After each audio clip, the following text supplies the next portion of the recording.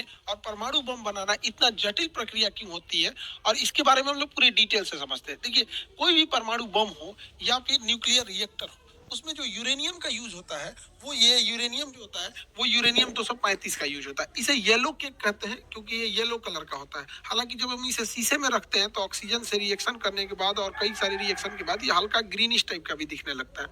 Uranium को हम लोग आशा का धातु कहते हैं, आशा का धातु। और कई बार एग्जाम में जब ये पूछता है भविष्य का ईंधन, तो कंफ्यूज मत हो जाइएगा लोग, भविष्य का ईंधन हाइड्रोजन होता है। भविष्य का ईंधन हम लोग हाइड्रोजन को बोलते हैं, हाइड्रोजन को। और आशा का धातु का अगर कहेगा तो यूरेनियम होगा। येलो केक भी होगा तो यूरेनियम। दुनिया का सबसे महंगा पदार्थ यूरेनियम है।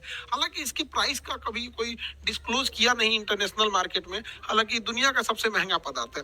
अब ये यूरेनियम इतना महंगा है क्यों? क्योंकि देखिए, यूरेनियम जो नेचुरल यूरेनियम मिलता है वो यूरेनियम 238 होता है। ये किसी काम का नहीं है। यूरेनियम 238 नेचुरल में मिलता है, वो 99.7% होता है। यानी लगभग जितना भी यूरेनियम हमें मिल रहा है वो हमारे किसी काम का नहीं है। यूरेनियम 99.3 होता है, लिख दिया 3। अब ये जो हमें हमें जो प्राप्त करना है यूरेनियम 235 चाहिए। अब ये यूरेनियम 235 कितना चाहिए, कितना है प्रकृति में? 0.7%। यानी हमें 100 केजी यूरेनियम मिलेगा ना, तो उसमें केवल 700 ग्राम हमें काम लायक यूरेनियम मिलने वाला है। ऐसे अगर परसेंटेज नहीं समझ में आ रहा है तब यहाँ पर तो 100 केजी में 700 ग्राम कितना अजीब हो जाएगा यहाँ पर। तो और दूसरी क्या है ना, दोनों मिक्स होता है। यूरेनियम 235 और यूरेनियम 238 दोनों मिक्स होता है। हमें 238 का काम नहीं है, हमें काम है 235 का। अब इसी को इंप्रूव कर दिया जाता है और 235 को जब एक्सट्रैक्ट करके बाहर निकालते हैं तो उसी के यूज करके हम परमाणु बम बनाते हैं। यही शकल है परमाणु बम की। या फिर उसको बिजली घर में बना के उससे बिजली बनाते हैं यहाँ पर। अब इसको कैसे हम लोग लाते हैं इसे समझते हैं। हम जो यूरेनियम मिला है हमें, उसमें 235 भी है और 238 भी है। 235 और 238 दोनों है। इन दोनों ही यूरेनियम को एक सेंट्रीफ्यूल नामक डिवाइस में डालकर, सेंट्रीफ्यूजल नाम के डिवाइस में डाल के गोल गोल घुमाया जाता है। अब जैसे दही में हम लोग ऐसे मक्खनी डाल के गोल गोल घुमाते हैं, मक्खन अलग हो जाता है, दही मलाई अलग हो जाता है। सेम वही चीज होता है जिसे हम अब केंद्र बल या सेंट्रीफ्यूगल कहते हैं। तो इसके जो सेंट्रीफ्यूज होते हैं उसी में इसको गोल गोल घुमाया जाता है। इस गोल गोल घुमाने से फायदा ये होता है कि यूरेनियम 238 साइड में हो जाता है। यूरेनियम 238 जो है ये साइड में आ जाता है और हमें जो जरूरत होती है यूरेनियम 235 की, ये यूरेनियम 235 बीच में चला जाता है और हम इस बीच वाले से निकाल लेते हैं। इन दोनों में आपस में दोबारा ना मिले और आसानी हो इसे हटाने के लिए, इसलिए इसमें यूरेनियम हेक्साफ्लोराइड नाम की गैस को अंदर डाल के उसके बाद इसे घुमाया जाता है। इसकी फिक्स स्पीड होती है कि इतने स्पीड पे घुमाएंगे तो एक्सट्रैक्ट अच्छे से होगा, और अगर स्पीड कम और ज्यादा होगी तो इसमें बहुत प्रॉब्लम आ जाएगा। ईरान ने भी ऐसे ही न्यूक्लियर प्रोजेक्ट बनाए थे, लेकिन उसके इस सेंट्रीफ्यूल के कंप्यूटर को इजराइल ने हैक कर लिया। जो कंप्यूटर इसे गोल गोल घुमा रहा था उसी को हैक कर लिया। अब वो स्पीड कभी बढ़ा देता था, कभी घटा देता था, कभी बढ़ा दिया कभी घटा दिया।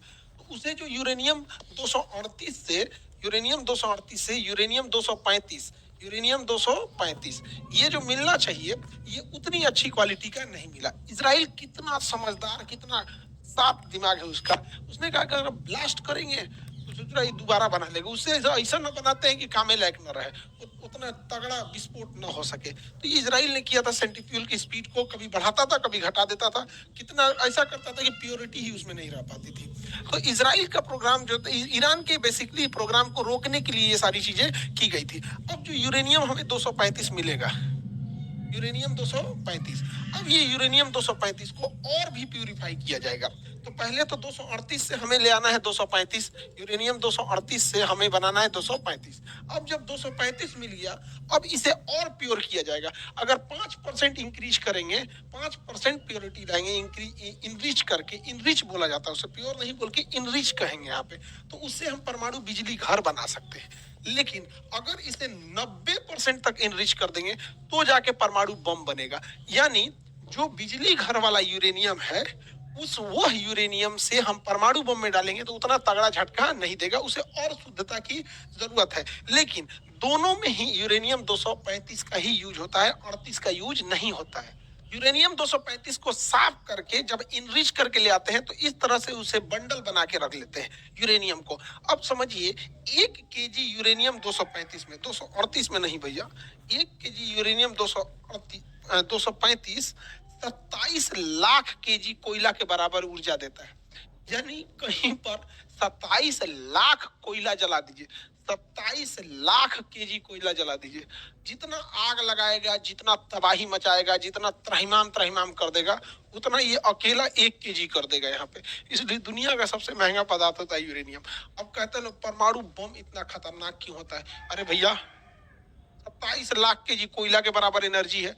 आप अपने ही जिला में 27 लाख केजी कोयला छींट दीजिए और उसमें माचिस मार दीजिए, देखिए आपका शहर उड़ा देगा पूरी तरह से। वही तो काम ये कर रहा है, बस उसमें कम ही मात्रा में उतना है, स्टोर है एनर्जी यहाँ पर, इसलिए ये इतना महंगा बिकता है यूरेनियम। हालांकि कोई इसका रेट अभी तक नहीं खोला है।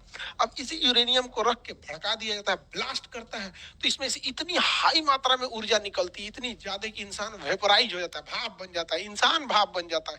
इतनी भयानक इससे ऊर्जा निकलती है। और इससे दूर दूर तक इसका जो रेडिएशन होता है, हवा बहा के इसके धुआं को ले जाएगी, रेडिएशन को ले जाएगी, बाकी जगहों पे कैंसर होकर लोग मर जाएंगे यहाँ पे। इससे रेडिएशन से बचने के लिए पोटेशियम आयोडाइड की गोली खाई जाती है। अलग एक क्वेश्चन पूछा था कि कौन से जानवर पे रेडिएशन का असर नहीं पड़ेगा जिसकी त्वचा काइटिन की बनी होती है, जैसे कॉकरोच। कॉकरोच के अगर मान के चलिए इसी मोहल्ले में परमाणु बम गिरा तो इस मोहल्ला का मर जाएगा, लेकिन अगर 10-15 किलोमीटर दूर गिरा है, हम लोग अगर देख भी लेंगे ना तो उसके रेडिएशन से हम मर जाएंगे, लेकिन कॉकरोच नहीं मरेगा यहाँ पर। ठीक है। अब परमाणु बम को, ये शकल है परमाणु बम का, इसको जमीन पे फोड़ेंगे तो उतना खतरनाक नहीं होता है, क्योंकि जैसे जमीन पे फोड़ेंगे ना, इससे निकलने वाली हानिकारक गैस, इससे निकलते सबसे ज्यादा क्या होता है, प्रॉब्लम क्या आता है परमाणु बम फटता है तो, यहाँ पर इसमें सबसे बड़ा जो प्रॉब्लम आ जाता है, इससे एक्सरे निकलने लगता है। और ये एक्सरे जो निकलता है लगभग 250 रोंटजन पे निकलता है। एक्सरे का मात्रक होता है रोंटजन, 250 रोंटजन पे एक्सरे निकल जाता है, जो बहुत खतरनाक होता है। हम लोग जो एक्सरे कराते हैं वो लगभग 6 रोंटजन 10 रोंटजन इस तरह से होता है। 250 रोंटजन पे कोई बचेगा नहीं, पूरा मांस फाड़ के निकल जाएगा। और इसके बाद इसमें से गामा रेज निकलती है, गामा रेज। अब ये गामा रेज जो होती है ये इतनी घातक होती है कि हमारी कोशिकाओं को मारने के लिए गामा रेज का यूज किया जाता है। बहुत हल्की मात्रा के गामा रेज का यूज जिस एरिया में कैंसर होता है उसे मारने के लिए किया जाता है कि कैंसर मर जाए, लेकिन इतना हाई पावर का इसमें से गामा रेज निकलता है कि पूरी शरीर मर जाती है यहाँ पे। तो ये दो ही खतरनाक रेडिएशन होती है। और सबसे ताज्जुब की बात ये है कि ना हम लोग गामा रेज को देख सकते हैं, गामा रे भी हमें नहीं दिखाई दे सकता है, और ना ही हमें एक्सरे दिखाई दे सकता है, तो हमें दिखेगा ही नहीं, अचानक आर पार होकर मर जाएगा आदमी यहाँ पे। यही खत्म, जैसे कोरोना कहाँ हम लोग को दिखता था, अचानक किसी को हुआ कोरोना मर गया यहाँ पे, तो वही होता है यहाँ पे। अगर गामा रे लग गया तो पता ही नहीं चलेगा वो क्या हो गया, 10-15 दिन बाद, एक हफ्ता बाद आदमी मर जाता है। तो परमाणु बम एक तरह का विस्फोटक घातक नहीं होकर यह एक प्रकार का प्रदूषण है, जिसे नाभिकीय आपतन कहते हैं, न्यूक्लियर फॉलआउट कहते हैं। ये जमीन पे अगर पटका गया तो इसके जितने रेडिएशन है हानिकारक, उसी मोहल्ले में, घर द्वार गली कुची में भर जाएगा और दूर तक खतरनाक इसका असर नहीं जाएगा। इसलिए जब भी परमाणु बम को ड्रॉप किया जाता है तो इसमें एक डेटोनेटर लगाया जाता है, और वो डेटोनेटर हाइट को नापते रहता है, बैरोमीटर से सेट रहता है कि जब वो 600 मीटर की ऊंचाई पर शेष रहता है तो इसी ऊंचाई पे ब्लास्ट किया जाता है।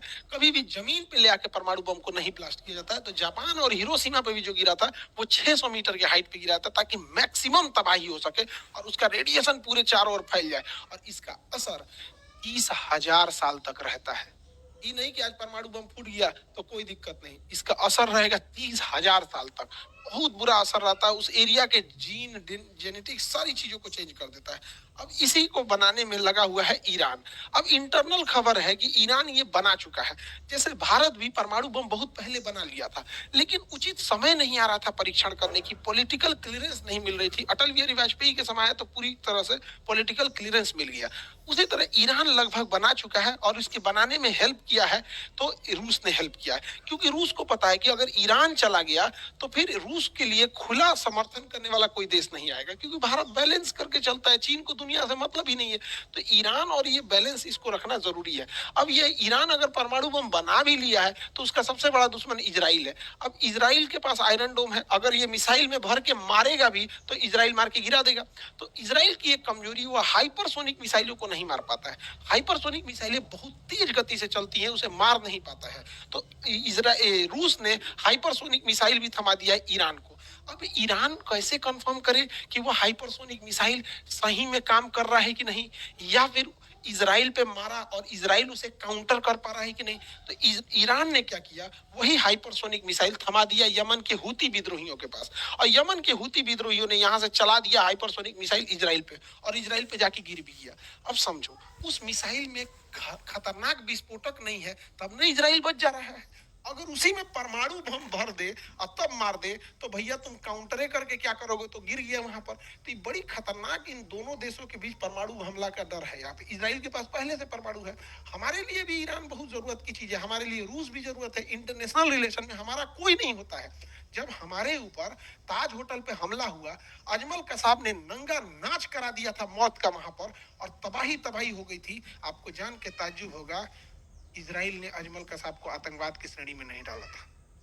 और वो डाला कब, इस साल डाला है, जब उसके यहाँ पड़ा है तब।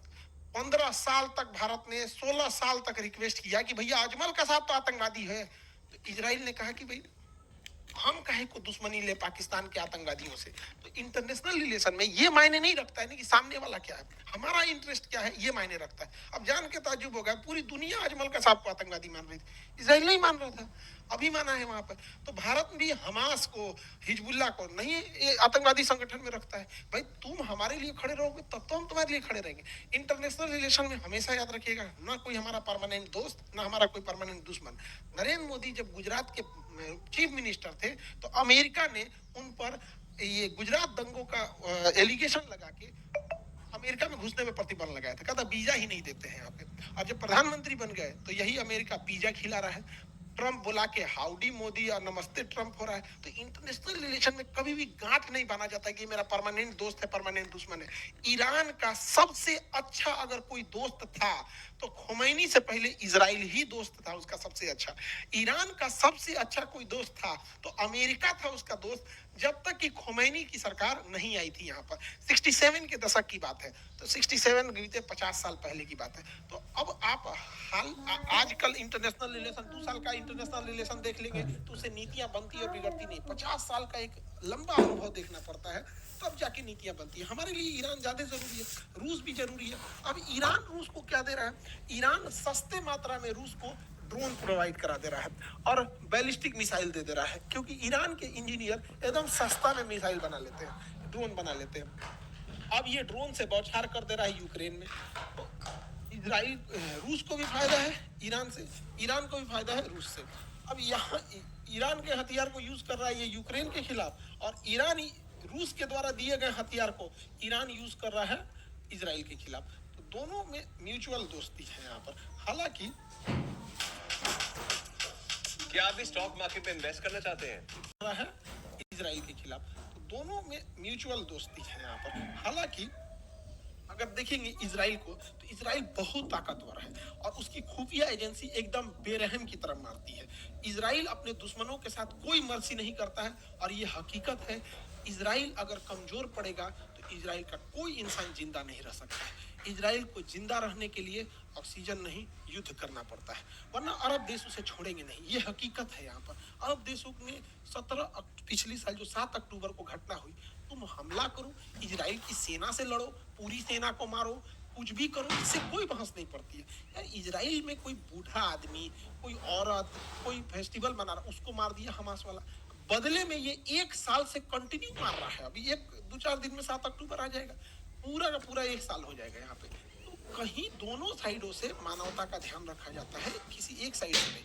युद्ध अगर सेना के, जैसे अजमल कसाब आया, हम लोग को इस बात से तकलीफ है कि तुम आतंकवादी के रूप में आके होटल में गोली चलाया। पाकिस्तान की सेना को खुला निमंत्रण देते हैं, युद्ध करना है, आ जाओ लड़ लो, युद्ध करने। युद्ध से कौन भागा है? 1971 में लड़े थे, 93,000 भागे थे, 99 में लड़े। तो बात यहाँ ये है कि सेना युद्ध करे और सेना के बीच में सिविलियन की कैजुअलिटी ना हो। लेकिन युद्ध जब हो जाता है तो ये सब कुछ मायने नहीं रखता है यहाँ पे। तो इजराइल जो है अपने दुश्मनों को चुन चुन के निपटा रहा है। हमास के चीफ गए थे ईरान में दोस्ती करने के लिए, इनकी मृत्यु की गई थी नए प्रधानमंत्री के लिए यहाँ पर, तो यहाँ से मारवा दिया उसको ईरान में। अब इजराइल अपने दुश्मन को ईरान की धरती पे मराया। वो इस होटल में वेट कर रहा था, इस होटल में ऐसी कोनवा वाला कमरवा इनको बड़ी पसंद था कि बड़ी अच्छा व्यू आता है यहाँ, मारा मिसाइल ढाए दे, इसी में बम रख दिया था। मिसाइल नहीं, पहले ही से बम रखवाया था। और इनको ना 3 बड़े कमरे थे यहाँ पर, एक इस साइड वाला कमरा था, एक इस साइड वाला, एक सेंटर कमरा, तीनों में बम रखा था इजराइल। रखवा दिया था वहां पर मोसाद के थ्रू, और जिस कमरे में रुकते वो वाला ब्लास्ट होता है। इसको फिक्स था कि यही वाला कमरा में रुके, वही कमरा ब्लास्ट हुआ, हानिया मृत्यु हो गई इनकी, और हमास अभी लीडर विहीन हो गया है। इजराइल के नीचे से मारता था हमास, हमास के चीफ हानिया को निपटा दिया। इजराइल के ऊपर लेबनान से मारता था हिजबुल्ला, हिजबुल्ला के चीफ नसरुल्लाह को मार दिया। नसरुल्लाह मरा नहीं रहता, नसरुल्लाह जो है ये नहीं मरा रहता, ये बंकर के अंदर था। तो एक मिसाइल मारी जाती है, वो डबल लेयर में फटती है, पहले बंकर में जाती है फिर फट जाती है। इसमें भी नसरुल्लाह जो था बच गया था, लेकिन इजराइल ने अपने दुश्मन को मारने के लिए मिसाइल के अंदर जहरीली गैस भर दिया था, और उस जहरीली गैस के चपेट में आने से वहां मृत्यु हो गई। यहाँ पे ये काम तो इजराइल ने बहुत खतरनाक किया।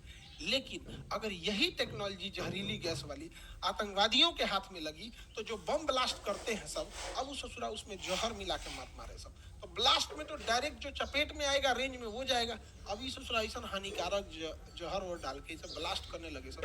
ये दुनिया बड़ी खतरनाक है, वो बड़ी जल्दी कल की अवतार होने वाला है, जाने वाला है, कल युग आने वाला है। यहाँ पे ऐसा तरीका अपना रहा है कि देखिए, बंदूक की खोज हुई, डायनामाइट की खोज हुई थी सुरंग खोदने के लिए, लेकिन उसका यूज होने लगा किस चीज के लिए? ब्लास्ट करने के लिए। अब आगे ये सब अपना लड़ते रहे सब, हम लोग भैया वसुधैव कुटुंबकम, हम सब लोग यहाँ पे। ईरान इजराइल अपने दुश्मन को तो निपटा ही रहा है, नीचे निपटा दिया हमास को, ऊपर निपटा दिया हिजबुल्लाह को, अभी मिसाइल मारा है यमन के हूती विद्रोहियों के। तो अभी ये कई सारी चीजें हैं। तो अभी इस वीडियो का मेन उद्देश्य जो है वो ईरान के परमाणु कार्यक्रम को समझना है। अभी हम लोग नेक्स्ट वीडियो में भले समझेंगे लोग कि एक्सिस ऑफ रेसिस्टेंस क्या था, और कहां कहां से ईरान अपने जो प्रॉक्सी वार क्या होता है, कैसे कैसे प्लान करता है, हूती कहां से आए, सब ये सब को हम लोग अलग समझेंगे। अभी यहाँ समझते हैं। अब देखिए, ये रूस जो है और ईरान, ये दोनों आपस में साथ आ गए हैं सब। इधर में क्या है? इजराइल, यूक्रेन और पूरा नाटो एक साथ आ गया है। अब ये बड़ी सख्ती दिक्कत हो जाएगा, एक सेंटर में डिस्प्यूट हो जाएगा, क्योंकि हमारा रिलेशन इन सब के साथ है। यहाँ पर रिलेशन सबके साथ है। हमारे लिए जरूरी है कि ईरान जो है वो स्टेबल रहे। समझिए कैसे हमारे लिए जरूरी ईरान क्यों है? क्योंकि भारत है, हम अपने पूर्वी देशों को गंवा दिए हैं। अभी बांग्लादेश में क्या हुआ आप देखें, बांग्लादेश खत्म, शेख हसीना। नेपाल हमको बिना मतलब का आंख दिखा रहा है, नक्शा में दिखा दिया कि भारत की जमीन हमारी है, वो नोट पे दिखा रहा है क्योंकि चाइना फंडिंग कर रहे हैं यहाँ पर। श्रीलंका में क्या हुआ देखे, भारत को भगाया गया यहाँ पे। मालदीव हम लोग को बर्बाद करने के चक्कर में अपने बर्बाद हो गया। अल्टीमेटली रिलेशन खराब हुआ कि नहीं हुआ? पाकिस्तान से तो जन्मजात दुश्मनी है, यहाँ से तो कभी सुधर नहीं सकता है। अब म्यांमार में तख्ता पलट हो गया है, क्योंकि म्यांमार की जो प्रधानमंत्री थी आंग सान सू की, वो भारत के फेवर में थी, उनको तख्ता पलट करके भगा दिया। बांग्लादेश की प्रधानमंत्री शेख हसीना, उनका तख्ता पलट करके भगा दिया। रीजन जानते हैं क्या? भारत एक सड़क बना रहा था यहाँ से लेके कोलकाता से होते हुए, और ये सिंगापुर तक सड़क जा रही थी। कितना डेवलप हो जाता ये हमारा पूर्वोत्तर भारत। हम भारतीय अपने पूर्वोत्तर भारत के राज्यों के साथ सौतेला व्यवहार किए हैं। हद तो तब हो जाता है जब उन्हें कई लोग चाइनीज बुलाने लगता है, जबकि वो लोग हमारे अभिन्न अंग है। उन्होंने ओलंपिक में हमारे लिए मेडल लाए हैं, आज भी वो हमारे लिए सिक्योरिटी के हिसाब से बहुत जरूरी है। तो ये सड़क बन जाती तो डेवलप होता, लेकिन वहां क्या हुआ, तख्ता पलट करके बंद हो गया। अब देखो हम लोगों के लिए चाइना यहाँ से एक सड़क लेके आ रहा है, सीपीईसी सड़क, और यहाँ पे उसने बना दिया ग्वादर बंदरगाह। अब यहाँ से चाइना की एक्सेस हो गई है। पहले चाइना को डर लगता था कि चाइना को इधर से जाना था, अब वो इधर से जाएगा ही क्यों, यहाँ से अरब देशों से व्यापार करेगा, यहाँ से घुस जाएगा। तो इसको काउंटर करने के लिए हम लोग ने ईरान का चाबहार बंदरगाह लिए हैं। अब ईरान का चाबहार बंदरगाह लिए, इसी बंदरगाह से हम रेल लाइन लेके अफगानिस्तान में पहुंच सकते हैं, ताकि पाकिस्तान को काउंटर किया जा सके इस सड़क को। और हमने अपने एयरफोर्स का एक फारखोर एयरबेस रखा है तजाकिस्तान में, और यही तजाकिस्तान में हम अपने एयरबेस पे पहुंचने के लिए यही रास्ता है। इसलिए ईरान का स्टेबल रहना जरूरी है। इसी ईरान के रास्ते से हम लोग ऊपर की ओर रसिया जा सकते हैं, और यहाँ से हम लोग इस डायरेक्शन में जा सकते हैं। यहाँ पर दोस्तों 300 से भी ज्यादा कंपनीज को मैं ट्रेनिंग रास्ते से हम लोग ऊपर की ओर रसिया जा सकते हैं, और यहाँ से हम लोग इस डायरेक्शन में जा सकते हैं। यहाँ पर तो हमें सस्ते मात्रा में तेल देता है पेट्रोलियम ईरान, और ईरान हमारे रुपया को भी एक्सेप्ट कर लेता है। अब अमेरिका का अगर इंटरवेंशन इधर हो जाएगा, इजराइल का हो जाएगा, तो सोचिए क्या होगा। वही हाल होगा जो सीरिया तबाह हो गया, इराक तबाह हो गया, अफगानिस्तान तबाह हो गया। हमने अरबों खरबों रुपया अफगानिस्तान में लगाए, अमेरिका यहाँ से छोड़ के गया, आतंकवादी भर गए सब यहाँ पे। आज इराक में कोई नहीं जा रहा है। तो हमारे लिए ये रास्ते हैं, हालांकि हम लोग ने एक अल्टरनेटिव रूट निकाला है, लेकिन अभी ये नया नया है, कोई रूट अभी तो बना भी नहीं है। ये रूट बनते बनते टाइम लगेगा यहाँ पर। तो हमें दूसरे की लड़ाई में हमें अपने इंटरेस्ट को ज्यादा ध्यान देना है। यही इंटरनेशनल रिलेशन का मुख्य उद्देश्य होता है कि हमें अपना रिलेशन, हमारा नेशनल इंटरेस्ट कहाँ जा रहा है। क्योंकि अगर मरेगा तो ईरान गया तो हमारे लिए पेट्रोलियम की रेट सर पर चढ़ जाएंगी यहाँ पर। हालिया की इन सभी घटनाओं को आप लोग को मेंस के पेपर में भी लिखने के लिए जरूरी हो जाएगा, क्योंकि इंटरनेशनल रिलेशन या करंट के टॉपिक में पूछेगा। अभी 70वीं बीपीएससी के एग्जाम के लिए आप तैयारी कर रहे हैं, यूपीएससी न्यू बैच के लिए आप सब लोग इनरोल होइएगा मिनिमम फीस में, और इंडिया के सबसे बेस्ट फैकल्टी के साथ स्टार्ट कर रहे हैं हम लोग यूपीएससी।